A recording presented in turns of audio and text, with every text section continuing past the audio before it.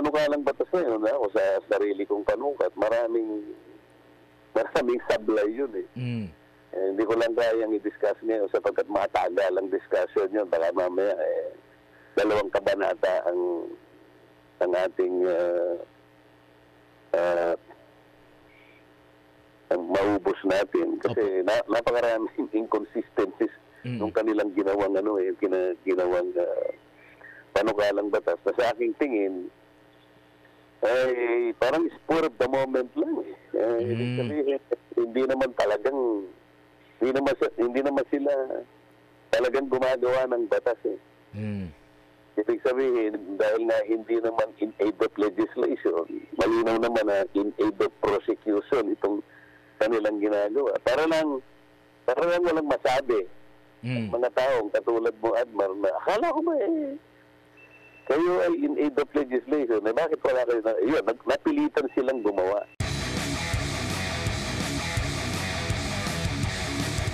Nandito na si Congressman Rodante Marcoleta ng Sagip Party List, makakasama natin. Congressman, magandang hapon po. Si Admar Villando po ito. Magandang hapon, Admar. Opo, dito muna tayo sa hindi pagsipot ni dating Pangulong Rodrigo Duterte at ikinainis ito ng kasamahan mo diyan sa Kamara po, Congressman. Ano po ba ang nakita ninyo dito, lalo't nagpaliwanag naman through sa abogado po ni dating Pangulong Duterte kung ano yung dahilan kung bakit hindi siya sumipot sa Quadcom hearing? Malinaw pa sa sikat ng araw yung mga dahilan na kanyang ginamit, Admar. Hello? Go ahead po. Yung una ay sinabi niya sa pamagitan ng kanyang abogado na wala na siyang tiwala. Ibig sabihin, nagdududa siya doon sa integridad, independence, and probity ng Quadcom na magsagawa ng inquiry in aid of legislation. Yung kanyang binanggit. At sinundan pa ng isang pahayag na ito kanya ginagamit nyo lang na political ploy para ako'y asuntuhin sa mga bagay, sa mga krimen na hindi ko ginawa. So mali na yung kadahilanan na nagdududa na siya, may pag-aalinlangan na siya. Yun ang una. At marami pang iba. Katulad nung sinabi niya sa magitan ng abogado niya na dalawa din sa chairman ng Quadcom ay tahasang sinabi na si Pangulong Duterte ay talagang liable sa mga krimen na kanilang ipinararatang sa kanila. Sa mga tid, kung ikaw ay meron ng prejudgment sa isang tao, bakit mo pa siya paghatawag? Kumbaga, wala na siyang makikita na anumang hustisya doon sapagkat pinatulan na siya, di ba? Yung mga panalita na yan ay hindi akin, Admar, sinasabi ko lang, nabasa ko yung sulat ng abogado na ang lahat ng mga yun ay nanggaling din kay dating Pangulong Duterte. At pangalawa, sabi niya, para makatipid naman kayo ng panahon at saka ng resources, mas mabuti siguro kanya kung humingi na lang kayo ng stenographic notes sa Senado. Kumuha lang kayo ng transcript sapagkat yung pinagsasabi ko ron extensively kanya, siya rin naman ang sasabihin ko dyan kung sakasakali. Sa mga tid, baka gusto nyo na lang kumuha ng transcript para sa ganun ay maging referensya ninyo at makatulong din naman sa inyo. Yun ang kanyang At pagkatapos, pinakakala ninyo kanya na ako'y nakagawa na ng mga iniisip ninyong mga krimen na siyang dahilan kung bakit kayo nagtatawag ng ganyang klaseng pagdinig. Bahagi na lang ninyo kanya sa Department of Justice yan sapagkat yan naman ang dapat nakapuntahan ng mga pangyayari. Ang ibig sabihin ng dating Pangulo, yan naman ang yan naman ang nakalatag na tuntunin sa ating mga batas kapag nakakalap kayo, nang inaakala nyo may bidil sa laban sa akin. Nandiyan naman ang National Prosecution Service. Nasa ilalim ng pangangalaga yun ng Department of Justice. Kasuntuhin nyo na lang ako. Di ba yun ang dapat na kapuntahan ng lahat ng mga yan? At bakit kasi kinakailangan pang magpunuang prosecutor pa yung Quadcom? Kumbaga, yan ang ibig niya sabihin. Bakit kayo pa? Meron namang mga opisina na may mandato na ganyan ang kanyang gawain. Hanggang sa halimbawa, kung kinakailangan ako humarap sa korte, di din tayo na magkita-kita. Yun ang naging pahayag niya sa ngayon doon sa sulat na aking nabasa na kinote ng ating mga pahayagan, Admar. Opo. So, yun ang aking pantaya doon sa aking pagkakabasa doon sa sulat. Opo. And nabanggit nga ni dating Pangulong Rodrigo Duterte na sapat na yung kanya mga sinabi doon. Ilang oras nga siya na talagang nabigyan ng pagkakataon na makapagsalita. And doon sa mga, kung na-monitor po ninyo yung sa Quadcom na mga pagtatanong, hindi po ba nasagot na rin ni dating Pangulong Duterte ito? At kumbaga, wala na ring patutunguhan kasi nga, meron na lahat ng mga tinanong ng mga senador, hinugot din yun mula sa congressman doon sa Quadcom hearing.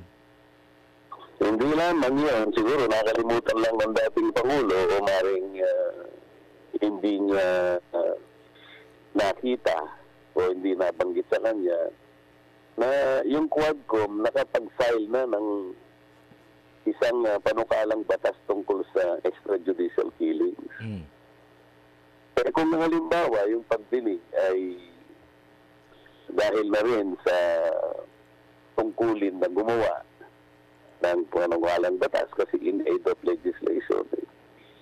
Hindi sana tumigil na, hindi ba? Sapagkat meron ng panukalang batas Pagamat yung panukalang batas na yun, ako sa sarili kong panukat, maraming sablay yun hindi ko lang kayang i-discuss ngayon sapagkat matagal ang discussion yun. Baka mamaya 2 kabanata ang ating ang maubos natin kasi napakaraming inconsistencies nung kanilang ginawang ginawang panukalang batas na sa aking tingin ay parang spur of the moment lang ibig sabihin hindi naman sila talagang gumagawa ng batas ibig sabihin dahil na hindi naman in aid of legislation, malinaw naman na in aid of prosecution itong kanilang ginagawa. Para lang walang masabi. Mga taong katulad mo, Admar, na akala ko ba kayo ay in aid of legislation, bakit wala kayo napilitan silang gumawa. At kapag yung ginawa nilang batas na yun ay susuriin natin, abutin tayo ng 2 linggo siguro i-discuss natin yung Admar. Opo. Tsaka isa pa sa mga nakita ng dating Pangulo, hinatulan na siya ng guilty So ano pa yung niya kung dadalo siya kung hindi rin naman makikinig kasi meron ng early pronouncement na talagang liable daw itong dating Pangulo. Yun nga, sinabi ko sa'yo kanina, isa sa dahilan na sinabi niya, 2 sa chairman noon, na sinabi niya na liable siya talaga ng willful killing. At sinasabi nga, yun pa isang ayon dun sa Republic Act 9581. At klarong-klaro naman yung mga krimen na nagawa niya, sabi. Meron ng pre-judgment. Sabi ko sa kanina, ano pa yung katuturan para humarap siya doon, napagtibay na pala nila. Opo. At hindi mo na lang ako asuntuhin kung ako yun. Yun nga po. Sir, nabanggit nyo kanina, Congressman, na meron silang panukalang batas. Kaso parang minadali lang for the sake lang na may masabi na, in aid of legislation, meron kaming panukalang batas. Do you think, sir, na itong mga isyong tinatalakay dyan sa Quadcom, may existing na mga batas at yun na lang ang gamitin na sampahan ito ng mga kaso? Yun ang sinasabi ko sa iyo na yung kanilang ginawang batas ay anong tawag ba ron? Mababaw. lamang mababaw parang kalabisan lang Dahil nga, hindi naman kailangan gawin yun sapagkat ang daming mga batas na umiiral na. At kapag binasa mo yun, wala namang nabago at wala namang Opo. Nakikita niyo po ba may direction pa itong Quadcom hearing, Congressman? Pang-10 na po nila itong pagdinig. Kamakailan lang. Ikaw lang, nakikita mo na walang direksyon Oo. Pero itong ang problema kasi natin ito, marami na ring mga naaabala at talagang yung mga nakakapunta doon, kung Opo. Alam mo, Admar, kung ako sa kanila, gagamitin ko ng dahilan yung ginawa ni Secretary Boying Remulla na isang department order yata yun, o department memorandum number 778. Opo. Na kung saan nagtatag siya ng isang task force na ang gawain niya ay para siya sa atin para imbestigahan yung di umanong mga extrajudicial killings na naganap noong panahon ng dating Pangulo. Opo. At kung makikita mo, ang mamumuno dyan, yung pinaka-head ng National Prosecution Service. Ang sinasabi ko sa iyo, ito yung kalipunan ng mga fiscal at prosecutor at talasag sa ating bansa na nasa ilalim ng pamamatnugot yan ng Department of Justice. Pwede rin tumulong ng NBI kung kinakailangan. At ang composition niyan ay kasama yata ang isang regional prosecutor at saka siyam na mga opisyalis ng National Prosecution Service. Ito yung piskalya, ito yung prosecution. Ito yung expertise nila. Kung ako sila, para siguro magkaroon na lamang kahit konting kadahilanan na lang para huminto sila. Gamitin na nila yan. Alam mo, ang tagapagsalita nila, mga kababayan, dahil po, nagkaroon na po talaga ng isang task force sa aming palagay, yan naman po talaga ang dapat at hindi po kami talaga. Kami po kasi ay ano ba? Kung hindi po kasi nalaman kung ano nakain namin at nakagawa po kami ng isang Quadcom na ang palagay po namin ay makakatulong. Di ba? Ganun siguro. Hirap na rin po kami at mukhang hindi na po namin alam kung saan kami papunta. Ano? Ang title nga po ng aming kung ito po ilalagagawan ng libro, halimbawa, ang magiging title po nito ay Two Bodies, Quadcom. Kaya kami po hihinto na sapagkat meron na pong task force na nagawa ang ating Department of Justice. Opo. Mas maganda sana na napampatigil na sa kanila. Tsaka may napansin din kasi rin yung ating netizen sa nila kasi yung iba nagmamayabang pa na mas magaling daw sila na mag-imbestiga dyan sa Quadcom. Yun pa nga yung ipinagmamalaki yung isang kongresista nga, no? Pero meron talagang ahensya na may kakayanan at talagang ito yung trabaho nila, yung pag-iimbestiga talaga po, Congressman. Sino nagsabi na sila ay pinakamagaling mag-imbestiga? Kasi one time tinatanong yung dating PIDEA chief, no? At yung si Kong Hun ata yon o sa ang kung di ako maalala, pero may isang kongresista na parang tinatanong na so mas magaling pa pala kaming mag-imbestiga kasi pinipilit talaga nila na yung Michael Mabayon or sino yung na involved sa illegal drugs, kaso nga lang walang sapat na ebidensya talaga yung PIDEA during that time na mapagko-connect. Tapos yung isang lang ang chismis lang yung pinagugutan na alam na ang chismis daw na ganito involved sa illegal drugs. So yun yung kumbaga nagbase lang sa hearsay at chismis. At nanindigan yung dating PIDEA chief na si Villanueva na hindi pa kami pwede na manindigan or doon lang yung pundasyon ng aming pag-imbestiga sa mere chismis. Ang magsasabi naman talaga kung sino yung magaling mag-imbestiga, hindi dapat sila, kung hindi dapat yung mga taong nakakakita kung ano yung ginagawa nila. Kasi kung ang panggagalingan nung salitang magaling silang mag-investigate, sila rin, baka hindi masyadong paniwalaan ng tao. Kasi para sa akin, kung sino yung merong mandato, yun dapat na mag-imbestiga. Kung baga sa gumagawa ng bahay, hindi ka naman karpintero, kunwari, ikaw ay artista, hindi ka po pwedeng gagawa ng isang bagay na hindi mo kabisado. Kung ikaw naman ay hindi naman engineer, hindi ka naman po pwedeng gumawa ng mga building, mga tunay. Kanya-kanyang tayo, may.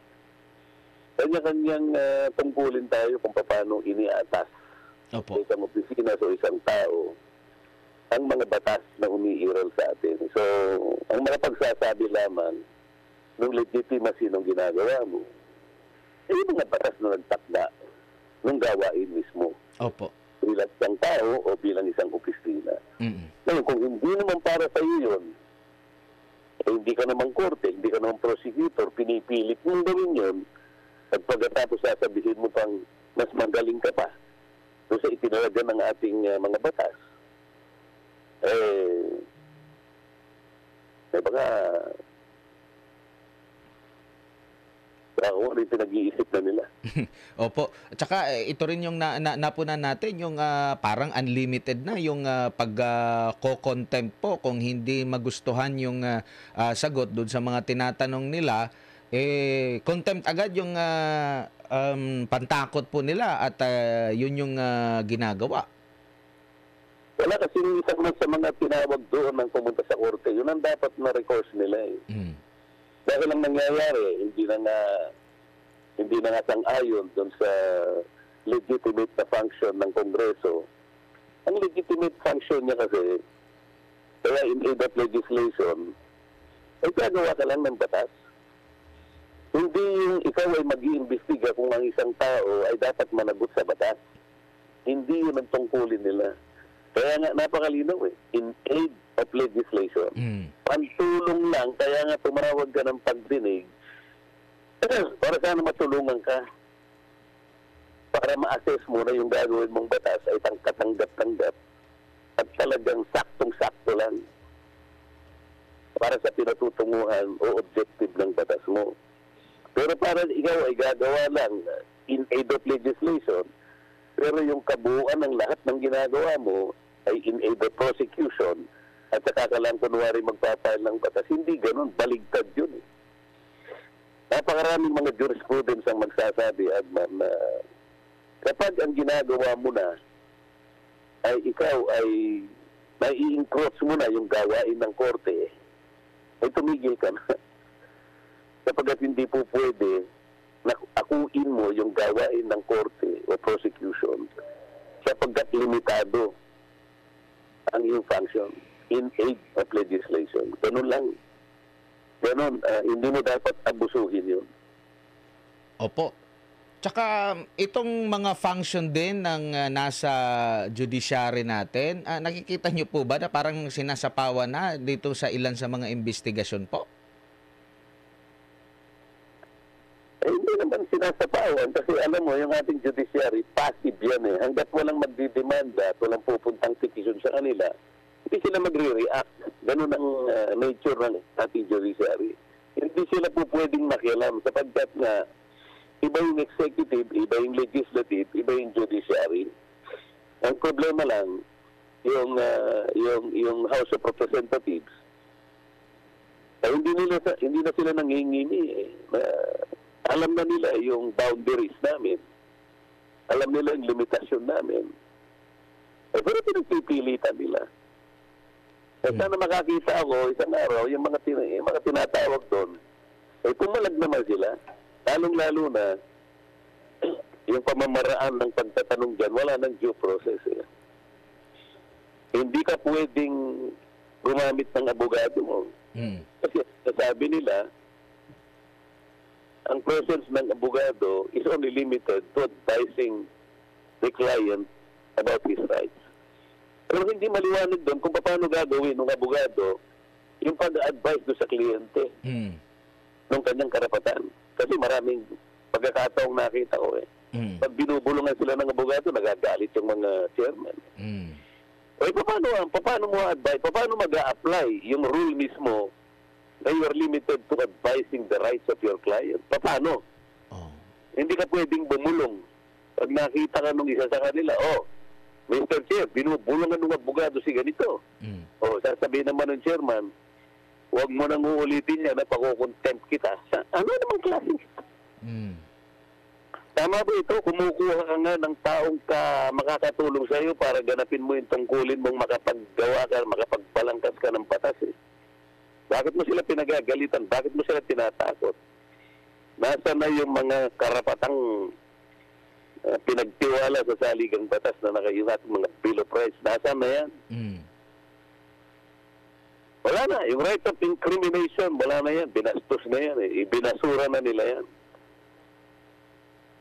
Opo. Tsaka, Congressman, pati rin yung yung magkakaroon pa ng komento na nandyan daw yung abogado para pahabain, para pagkapirahan lang, tapos yung mga legal na mga usapin, hindi lang limited na sa mga abogado kasi nagugugol naman yan.